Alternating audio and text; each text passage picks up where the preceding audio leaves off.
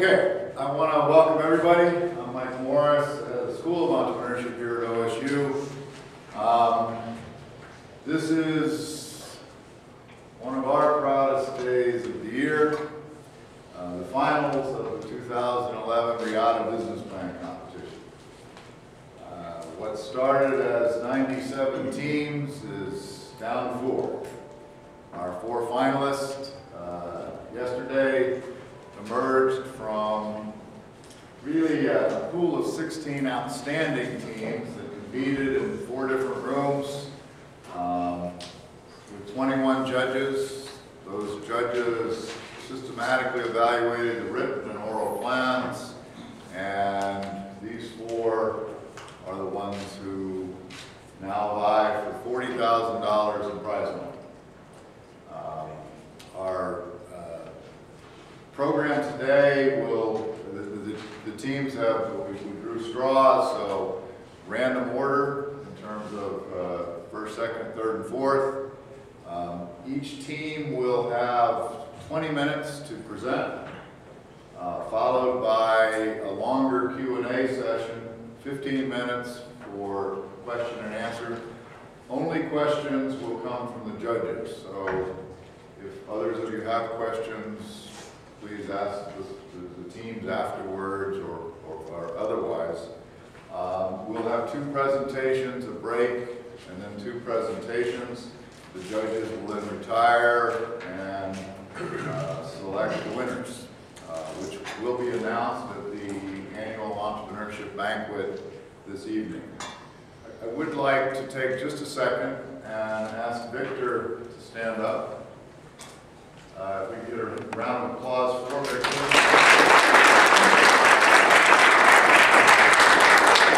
Victor is a student in our Master's in Entrepreneurship program. We first met him through our South Africa program, where he participated as an African student. He then applied to our Master's, and he has been the on-the-ground manager of the Regatta Business Plan competition this year, and so we're very grateful for all your efforts.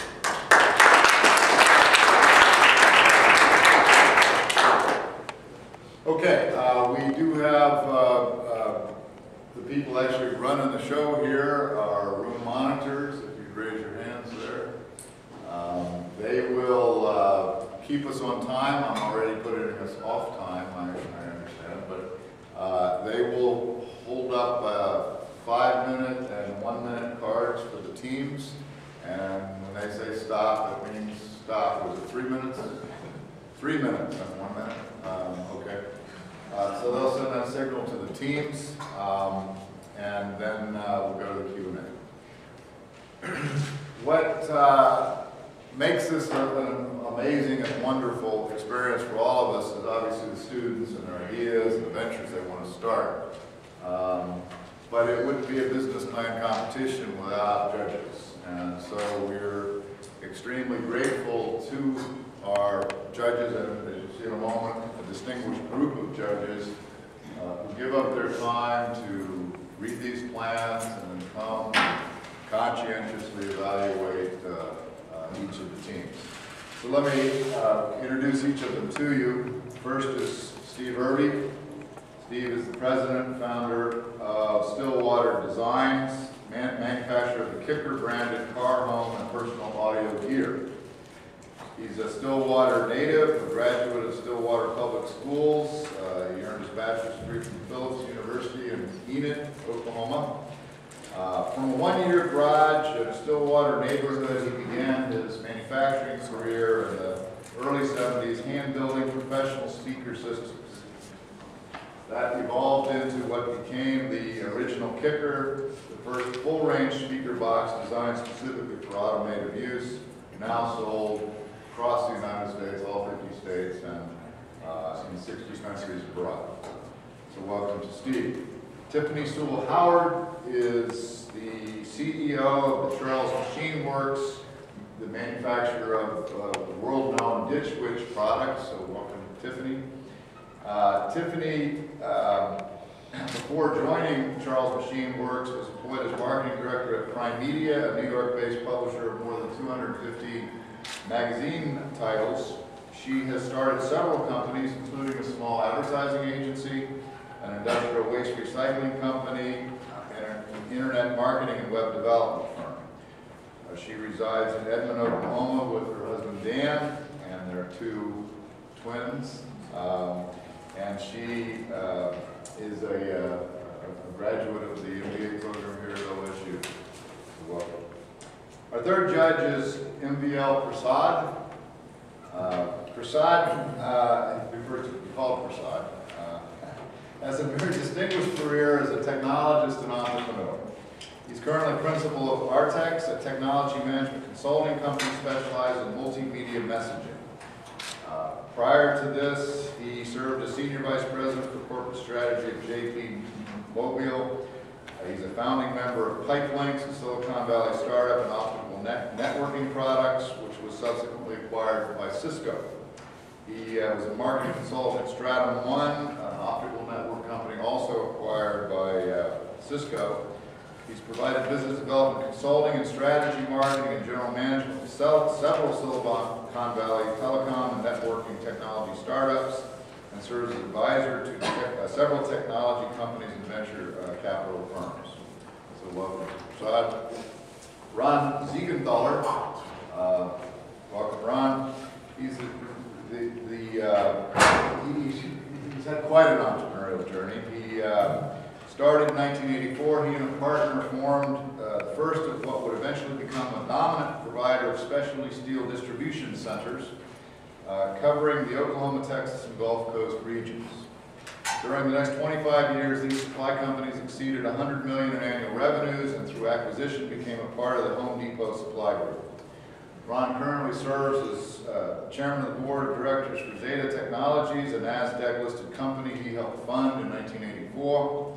He provides sales and marketing services for multiple opportunities through his consulting and investment firm, Myriad Technologies. Ron's been involved as a partner, shareholder, officer, director, sole proprietor of a number of business entities with significant involvement in fabrication and marketing of steel products and other raw materials, real estate, oil and gas, and communications. Interestingly, he's involved in a new technology venture, Charity Call LLC, which provides nonprofit organizations with innovative fundraising solutions to accommodate individual donations over the mobile web. He is an OSU graduate receiving a bachelor's in liberal arts from Oklahoma State. So welcome. Russ Teubner, welcome Russ, is the founder and CEO of HostBridge Technology. He's a seasoned software industry entrepreneur with over 30 years of experience in integrating emerging technologies and software product development within large companies. Since many large organizations rely heavily on IBM mainframes and applications, Russ has focused much of his creative energy on solving the difficult problems associated with the integration of these legacy systems with technologies that have emerged or evolved more recently. He's recognized as a pioneer in the integration of IBM mainframes and applications with Unix systems, TCP/IP networks, facsimile transmission networks, and the internet. As the standards around the internet and e-commerce have matured during the late 90s and early 20th century, he recognized the importance of extensible markup language, XML, as a data delivery that could enable mainframe applications to communicate with other XML-enabled applications, and this led to his current company, HostBridge, which is a patented solution run on IBM system mainframes and with customers around the world. Carl Thoma, welcome Carl. Carl is the managing partner of Thoma Bravo. He's a co-founder and managing partner at Thoma Cressy Bravo and Thoma Bravo Fund 9 LP. He's a managing partner and co-founder at Thoma Bravo LLC and is based in Chicago. Carl is a co-founder and managing director of Golder, Thoma, Cressy, and Romer Incorporated, the general partner of Golder, Thoma, Cressy. This is like a legal firm, his name's Romer Fund 5 LP and its predecessor funds in Chicago since 1980. He began his career at First Chicago Equity Group, where he helped build one of the largest and active private equity firms in the country. Serves as director of Scientech, Inc. And Local Media of America. He served as chairman and director of NES Rental Holdings since it was founded in 1996, Global Imaging Systems from 94 to 2003, and as director from 94 to 2004. Carl was the chairman of the National Equipment Services Incorporated since 1996 through 2003, and he served as president and chairman of the National Venture Capital Association in the United States. His MBA is from Stanford, and he received his bachelor's degree from Oklahoma State University as well. So welcome. And finally, welcome to Lou Ward. Lou is the chairman of the board of Ward Petroleum Corporation, located in Enid, Oklahoma. Ward Petroleum operates primarily in Oklahoma, exploring the Anadarko and Arkoma basins. Over the years, he's also formed and operated Ward Drilling, Rambler Well Service, Ward Gas Marketing, Geronimo Trucking, Caprock Supply, and with his son, Gale Force Compression Services. He received his Bachelor's of Science in Petroleum Engineering from the University of Oklahoma, and has been inducted into Oklahoma's College of Engineering Distinguished Graduate Society. He's a registered professional engineer in the state of Oklahoma, a graduate of the Owner-President Management Program at Harvard University. He's been named the Businessman of the Year by the Enid Chamber, the Citizen of the Year. His company has been awarded the Governor's Earl Sneed Memorial Business and the Arts Award. What most impresses me about Lou is his phenomenal commitment to the future of Enid and to ensuring that it's a very entrepreneurial future. So you can tell from what I've just said, this is an amazing group of judges. We're so thankful for you to be here today. So let's get a round of applause.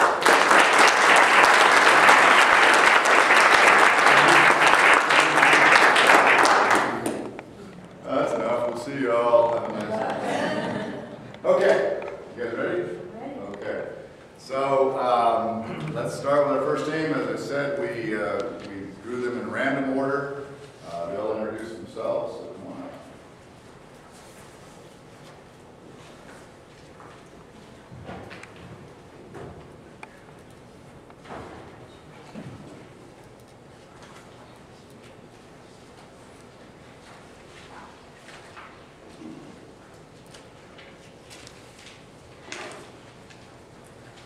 Good afternoon. My name is Marina Hargrave. This is Annie Asafwa. Our other co-founder, Michael Cavalier, will not be here today. But we are Cold Plasma Medical, and we're about to share with you an exciting technology that was developed here at OSU. We're a premier technology provider in the medical sterilization industry, and today we're going to share with you a very special and exciting technology for medical sterilization involving medical endoscopes. So what is an endoscope? If you're over the age of 50, you're probably pretty familiar with an endoscope because you've probably received a colonoscopy. That's one of the more prevalent endoscopic exams today. So we're just going to go over what an endoscope is because not everybody might be familiar with this type of device. And this is the device we're primarily targeting for sterilization. So if you look at your top left, of course the bottom is an actual endoscope, but the diagram at the top is really what we're going to talk about. That top left piece is a lighting guide. That lighting guide is actually going to feed into that piece on the right, and that's actually your video camera equipment. So you have to understand that this is extremely high performance medical equipment. It is made for reuse. That medical equipment, the video piece is going to have lenses and cables and things, and that's going to lead into that bottom piece right there. That U-shaped piece right there is actually insertion tube. And that's what's going to be inserted into a patient's gastrointestinal system or down their esophagus for an exam. And that's what we're primarily going to be sterilizing. And you can see at the end there is a lens piece. So these types of equipment are very complicated and they're very difficult to sterilize. So as you can see, there's over 6 million of these types of procedures performed per year. The colonoscopy, of course, being the most common exam. And the number of these procedures is on the rise with the baby boomer generation reaching over the age of 50. The CDC does recommend that all adults over the age of 50 receive a colonoscopy for pre-cancer or colorectal cancer screening. And then with the Healthcare and Education Affordability Act that was passed last year, a groundbreaking and record number of adults over the age of 50 will be receiving 100% insurance coverage for these types of procedures. So the current process for sterilizing medical endoscopes today is chemical sterilization. This is about a 70-minute processing cycle, which is inconvenient for a physician's office. That's 70 minutes that you don't get to have your endoscope on the floor performing these types of very lucrative procedures.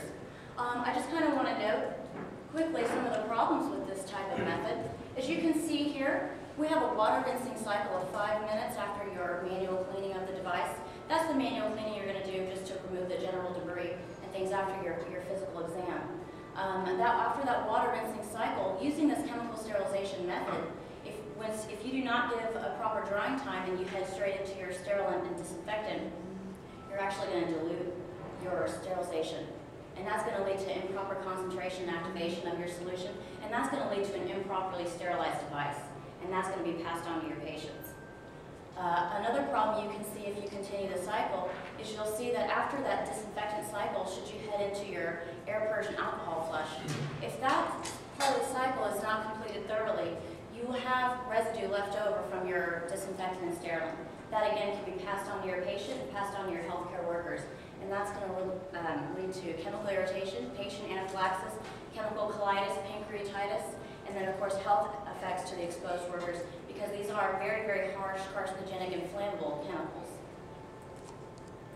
So just to reiterate the problem here of the sterilization of these flexible endoscopes is that, number one, it's a very complicated method, and in fact most physicians and hospitals employ a specific technician to do this because there is so much room for human error in the process.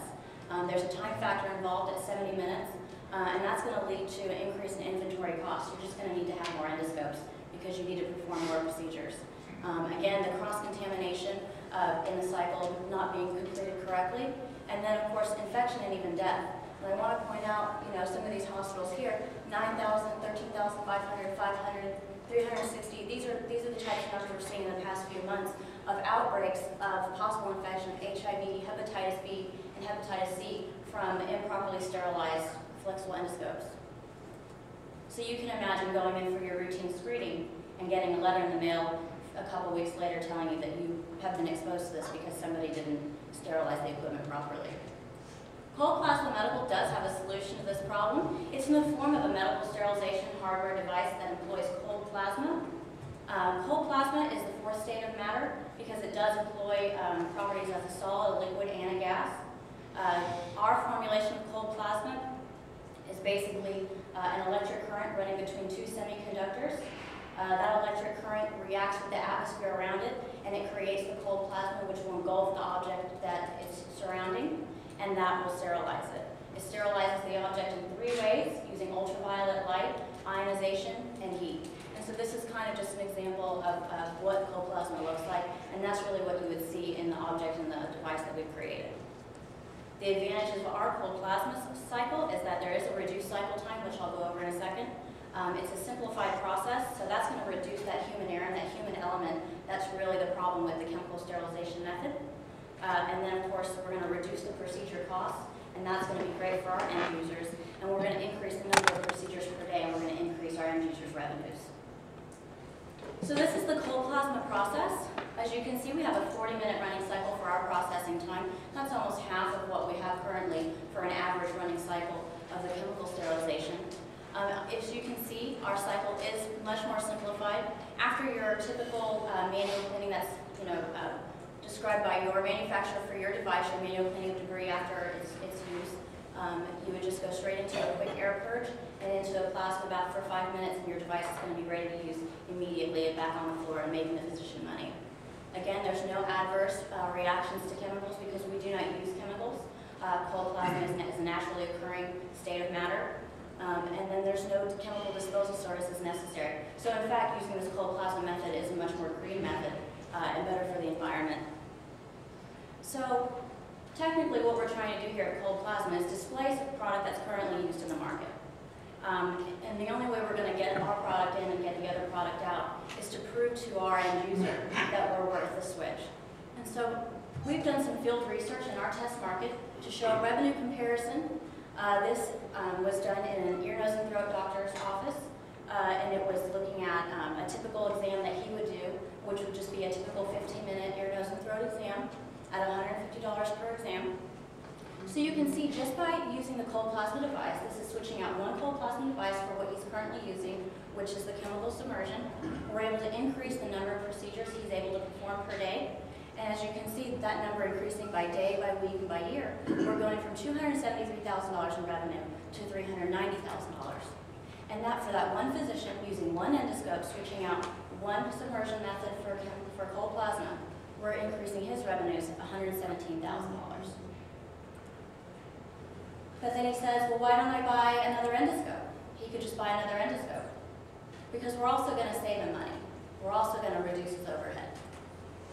So in that same doctor's office, he's spending $5,500 per year on those chemicals. Cold plasma, we're proposing a $7,500 price for our unit. By switching out the one unit for the other, for this doctor's office, he's going to be able to save $4,000 per year on those costs. So after a 17-month break-even, after buying the one cold plasma device, we're going to save him $20,000 over the next 5 years. As Loretta mentioned, my name is Annie, and we're so excited to be here today to share this breakthrough technology with you. Here we have the initial prototype in the cast rendering of three-dimensional drawing of our technology. Our technology is so simple and so user-friendly. You will simply open the lid, place your equipment inside, close the lid, press the red button, and the green button will come on, indicating that your device has been sterilized and ready for your next procedure. As far as the industry goes, Cold Plasma Medical realizes that the medical sterilization industry is a $1.1 billion market, with our test market being a $33 million market.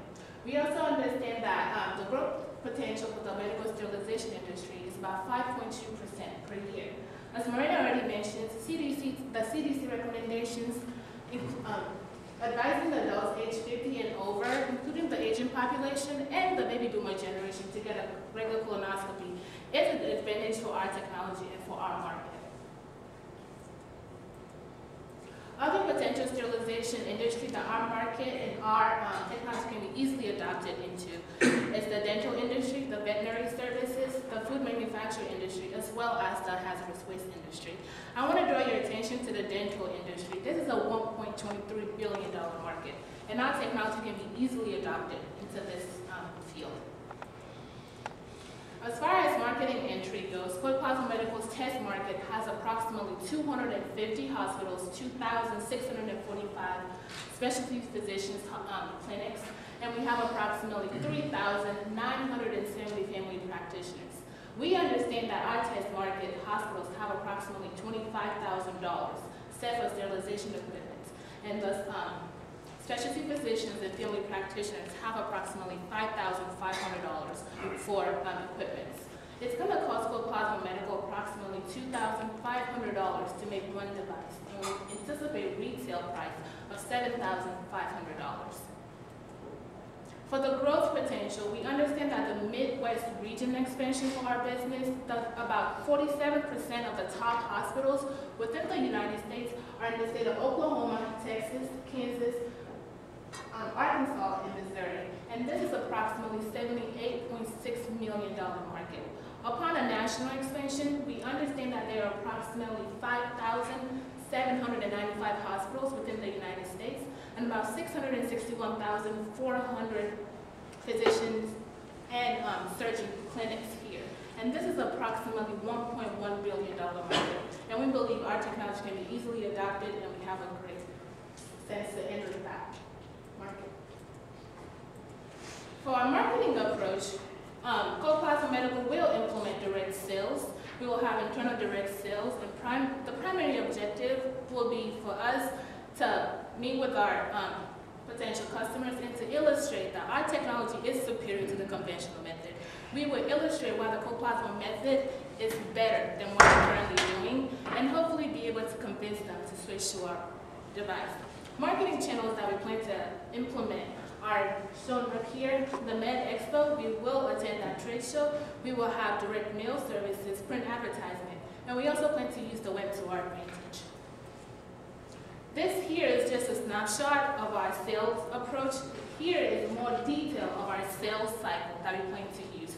We will go from prospecting the sale, from closing the sale, all the way to following up. It will be our responsibility to follow up with the end users, seek whatever advice they may have, thank them for using our devices, and solicit further suggestions they may have for us to improve our business. Here, we have a simple 2012 user adoption projection for Gold Plasma Medical. We just want to show you that we understand that there is a different buying cycle for individual and independent physicians clinic versus a hospital. In an independent physician's clinic, it takes about a couple of weeks to a couple of months to adopt new technology or to buy new devices. Versus a hospital where this process can take months and sometimes up to a year. We want to draw your attention that in a hospital, they have room to use approximately 80 Plasma medical devices versus an independent physician who will have room for approximately only 20 of our devices. We want you to know that we have thought this through, and we do know that there's a difference between the buying cycles between a hospital and the independent physician. As far as our operation goes, Gold Plasma Medical will team up with Francis Total Technology out of Oklahoma City. They have the capacity to manufacture our product. It will be our device technician's responsibility to pick up the device, install it for the physician, and be there to answer any questions that they may have. Upon that, we will also have an inventory here in Stillwater, Oklahoma, where our technicians will have a full access to. And upon an order or pre-order, they would have access to the facility, pick up the device, and take it to the physician's office, install it for them, and be around to answer any questions they may have. For our management team, Gold Plasma Medical currently has Dr. Jamie Jacobs, who's the Chief Technology Officer of our device and the inventor of our device here out of Oklahoma State University.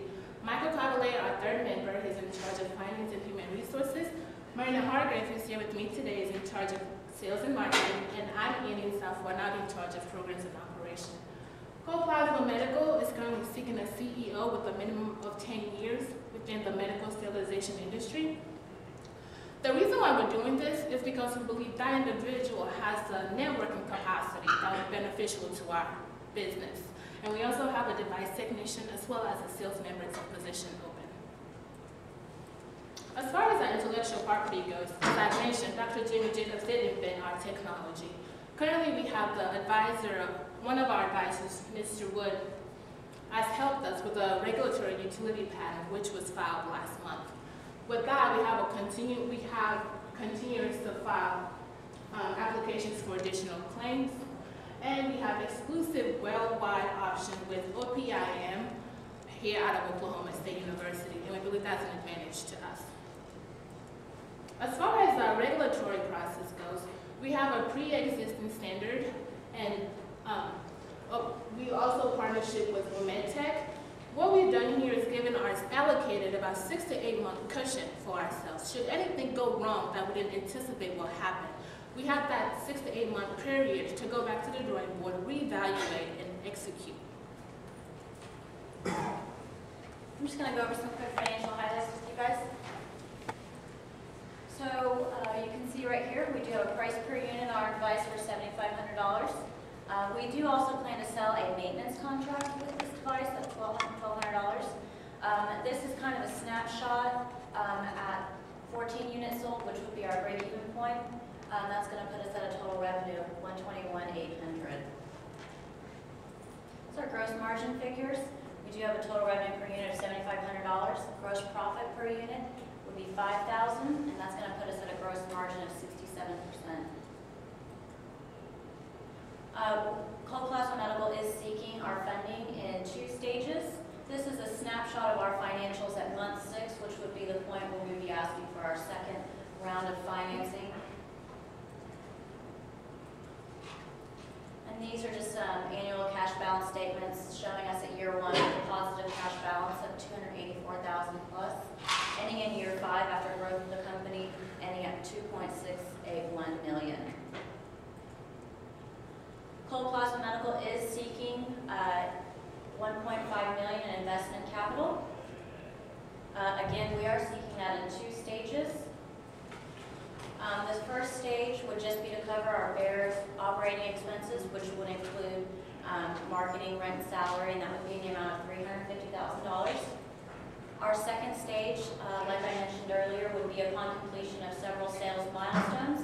That would be at the 6-month mark, and that would basically fund our large-scale production run that we're predicting to send us into double-digit sales ending year 1. For that amount, we are offering 35% ownership. We do have an exit prospect. Upon year 5, we do plan to monetize the investment according to industry standard EBITDA multiples. According to our research, that would put our multiple at about a 13.685. So in calculating our return on our investment, we're using a 25% discount rate on a 5-year NPV. And then again, of course, it's to represent the inherent risk in that type of seed capital investment, putting it at $2.6 million. So after 5 years, that would put the firm valued at $39.2 million. And based on that 35% investor ownership of $1.5 million, that should give our investor a return of $13.75 million. And at this time, we'd be more than happy to take any questions or comments.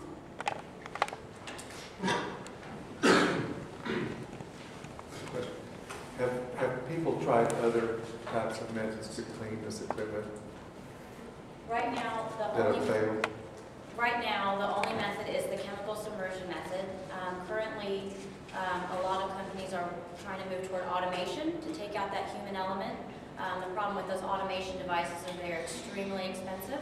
And actually, one of the competitors that we put in our plan, Sterilization Corporation, they actually had to do just a huge recall of some automated devices that they just put out to the market.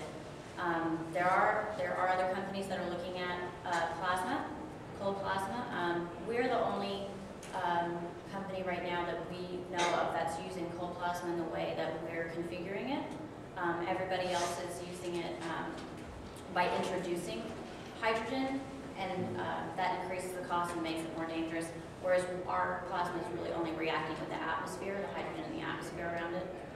So it's actually safer, whereas some of the other plasma methods that are being researched by some of the bigger companies are introducing hydrogen and actually creating more ozone, which is not good for the environment. So there may be other companies that are using this technology, but your patent is protecting you to be able to use it in a cheaper way, is that right? Or less expensive? Our advantage is that it's more inexpensive, but no, there's nobody currently using this technology. And as far as we know, should that patent be approved, we would be the first to patent this type of technology for this purpose. And what do you think your entrenched competitors will do as soon as they hear about this on the market? I'm sorry? What do you think your entrenched competitors will do when they hear about what you've got going? I hope we'll hear some offers. Okay. Because of course, you know, at our company, we understand that our value really at this point is 100% based off of that intellectual property and those patents. And so, you know, which is mainly why we're here today. We really understand the need to bootstrap and really get onto those patents and really patent this technology inside and out, not only the design and development, but the process of creating the plasma. Can you be a bit more specific about the nature of the technology? Can you be a bit more specific about the nature of the potentially patentable technology? Is it the creation of the cold plasma using no inserted external gases? Or what is? Correct. Well, you can't patent plasma because it's a state of matter. It's a naturally occurring state of matter. What you can patent is the process of creating it, and you can patent the design of the product. And so basically what we've done is we've filed a regular utility patent, and that's basically on the design of our prototype. But what we would hope to do is to, like Annie was saying with the continual patents, is to patent the process in creating this particular type of plasma, and then again expand on the design patenting. So by the design, it's the shape, the depth, the width, the height, the mechanism of the enclosure or usage. Correct. Okay. Is that enough protection? Just those elements to defend against the kind of competitive threats that Steve was referring to? The type of patent that we need, that we would pursue should we receive any kind of funding, would be a process patent. And that would be that patent excluding the use of other forms of inert gases exposed. And that would be just on the exact process that we use, the metals and the electricity and the electrodes and the process that we're creating to create that reaction. So is there something unique about the plasma that your device creates than anyone else's device? What makes ours so unique is that and the reason why we're able to have it at such a reduced price is because it's just such a more simplified process, because it really is a very simple electronic device, and it's, the manufacturer that we've partnered with, they just manufacture simple, small electronics. And so, of course, and based on the scalability, if the price could go up or down. And what we've priced is about an 8.5 by 11 size unit that would just sterilize one endoscope at a time. But it's just much less complicated than anything else anybody else is pursuing at this point. Have you got a prototype that's actually working? I'm sorry? Do you have a prototype that's actually working? We do. We do have a lab scale prototype that was created by our Chief Technology Officer, who is the inventor of the technology. He's created 2 different prototypes. One is for the tabletop device that is our first to market device, and he also has created a handheld device, which would be our secondary unit. What does an endoscope cost?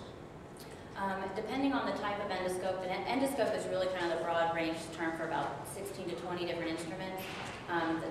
The type that we showed you today is about $10,000. And the lifespan of an endoscope today using the chemicals is about 5 years.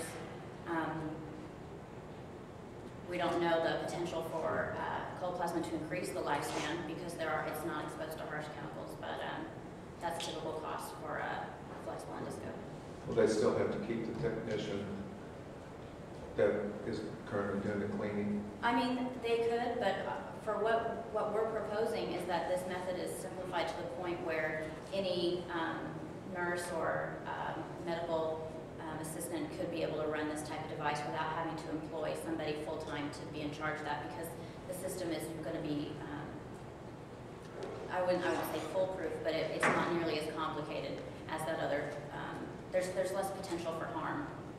You just put it in and then leave it for a while and then come back and take it out, and that's it? That's it. And the machine will tell you when it's done. And also for us, we understand that this is a growing market, and these types of procedures are extremely lucrative. Physicians want to perform these types of procedures. And in the past, primary physicians actually used to perform these types of procedures, but those procedures were taken away from them by the CDC, essentially, making it too difficult for them to perform them because of the rate of risk from the chemical submersion. And so that's why really now you see a lot of these procedures being done, even by a specialist physician being done in a hospital because of the inherent risk.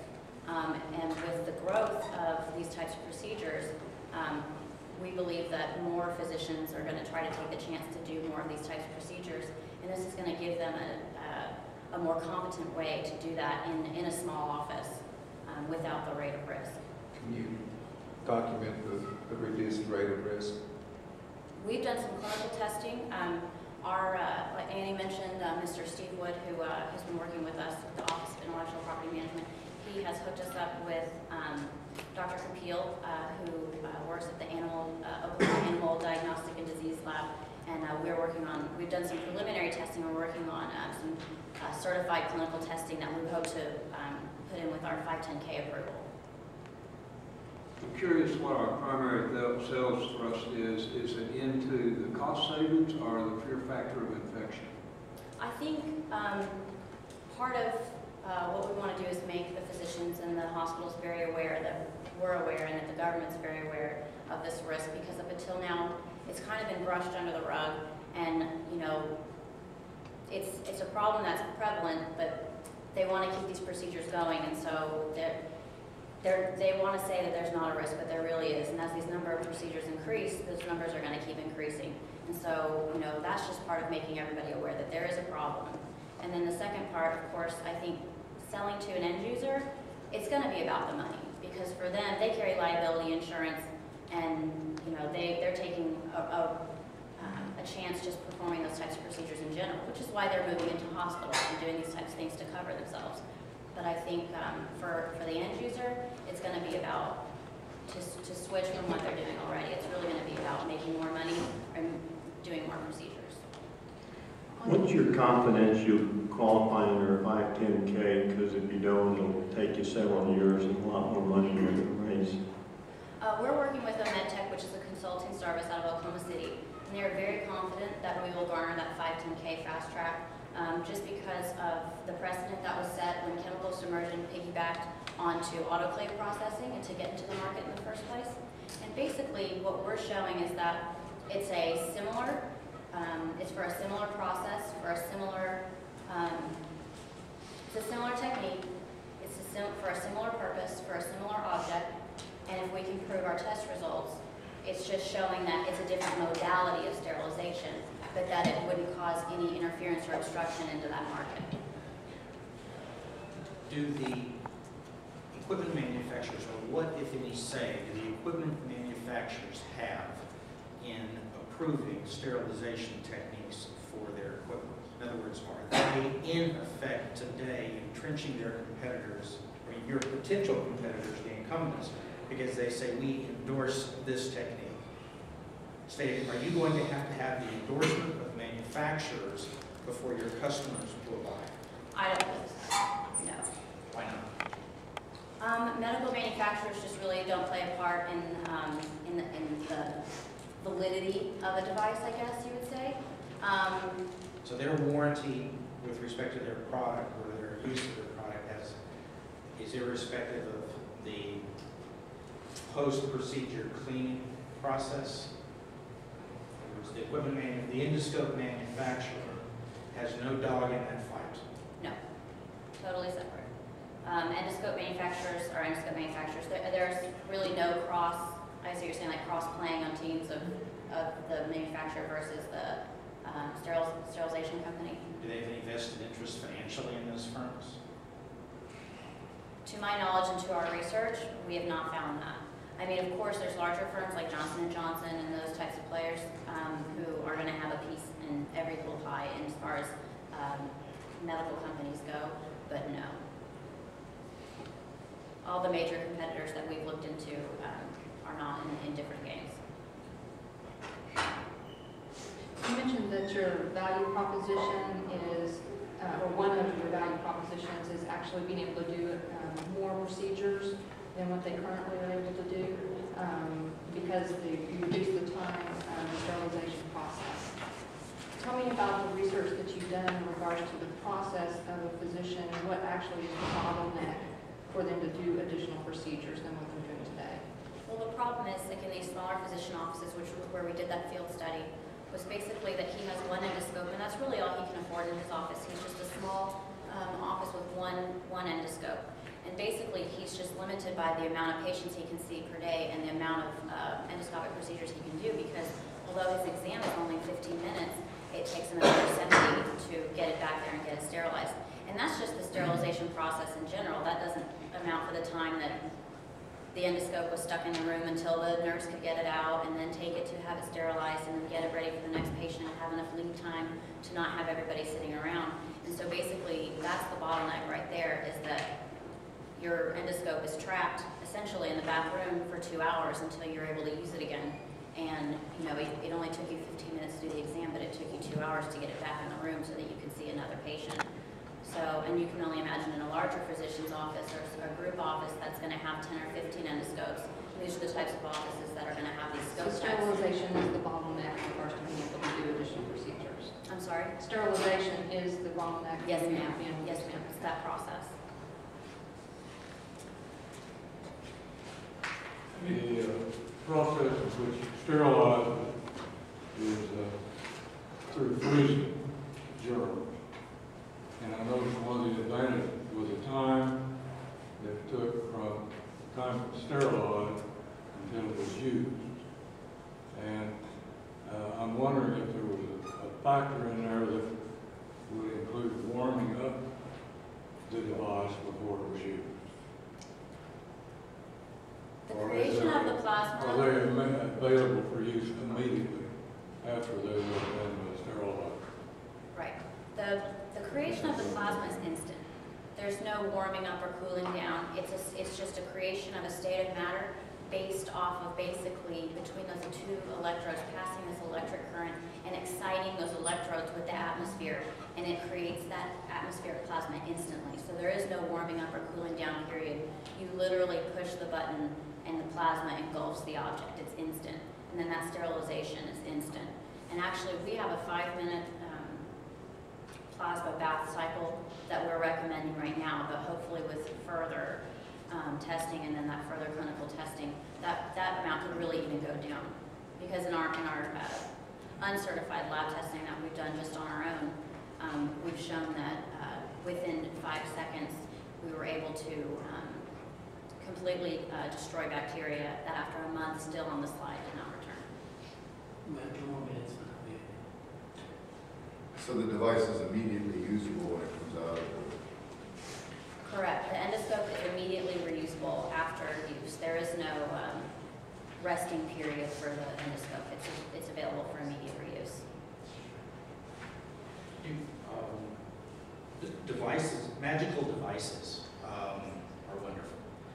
But, you know, people who use magical devices sometimes like to have feedback as to did it work, right? I put this thing in, I press a red button, but the green light goes on, and I didn't see anything, nothing changed, I didn't do anything, it just worked. Is there a way that a customer can do something to validate that for themselves? They just need to believe that when they open the plexiglass lid, it works. Well, I would be happy to start another company that would validate that. A cold plasma, validation testing. I would totally do that. But actually, and today there's not either in chemical sterilization and not for autoclave processing. There are no ways to be able to test the sanity of this device coming out? You could, but that's not current practice for any type of sterilization process, autoclave processing or chemical sterilization or ethylene oxide gas or anything. That's just not current practice. But there's definitely, I see a market for that. Yeah. So, but of course, I think that our promise on the efficacy of our technology is going to be that FDA approval. Have you considered any early exit, like talking to Johnson & Johnson or somebody, so you can cut short the exit time and sell the idea to them? We have not at this point. For us right now, we're really in the beginning stages of our company. We're kind of in that bootstrapping stage where we really want to push this through that FDA 510K. We want to really build up our intellectual property with those patents like we talked about earlier, and that's really going to build the value of our company. And I think at that point, it would be smart to go out and start pursuing some contracts or possibly talking to larger players in the game and actually have a piece of the pie in that industry and have a little bit of weight to the company. I feel like right now it might be premature. You think you would like to go through all the 5 years of the things that you wrote here? You want to go through 5 years, get a 13.5x, and then want to go for exit? I believe we did the plan for 5 years, but I believe a technology like this would get probably bought up before then. Thank you very much.